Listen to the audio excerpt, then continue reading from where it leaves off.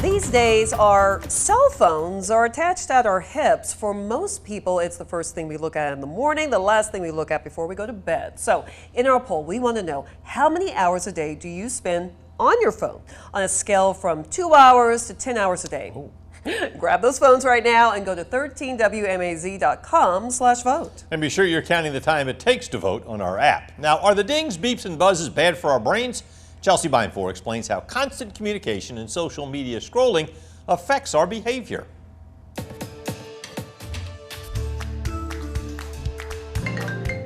I can't leave my house without it. It's like a separation anxiety problem. Jake Perdue, Lexi McFeeters, and Molly Brown are all teenagers. I have 5 new messages. Who look at their phones. I've picked up my phone 38 times now. A lot. I have like a weekly total of like 46 hours on my phone.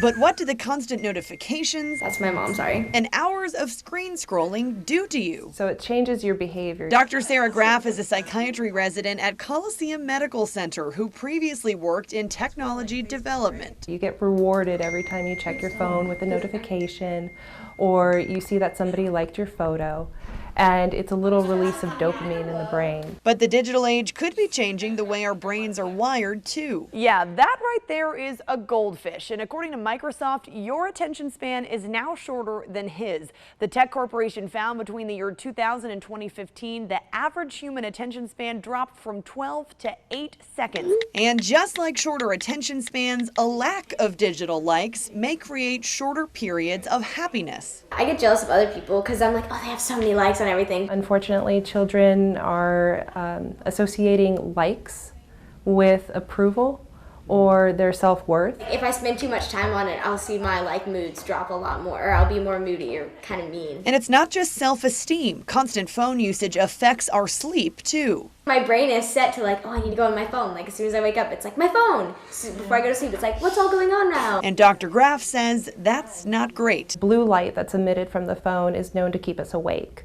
And we shouldn't be looking at a screen, ideally, for 2 hours before we go to bed. So what can you do to fight the social media sting and our constant communication addiction? When we're constantly bombarded with different stimuli, we don't give that part of our brain the chance to relax. Graff says at night, put your phone in another room so you can't look at it before you go to bed.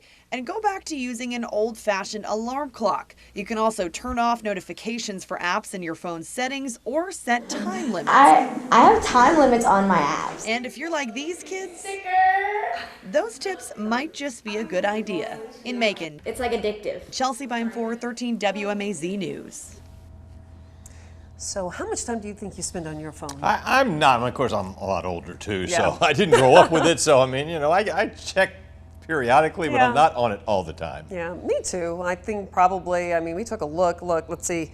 I'm 2 hours, 30 minutes a day. Frank, what you're about, what does it say?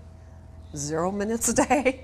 Ben, 2 seconds? Oh my gosh. Now Marvin on the other hand, he is on his phone quite a bit. He is a social media maverick, I'd say. 15 hours a day, I think. 15 hours? I think Wow. that was Marv was somewhere in there. Okay.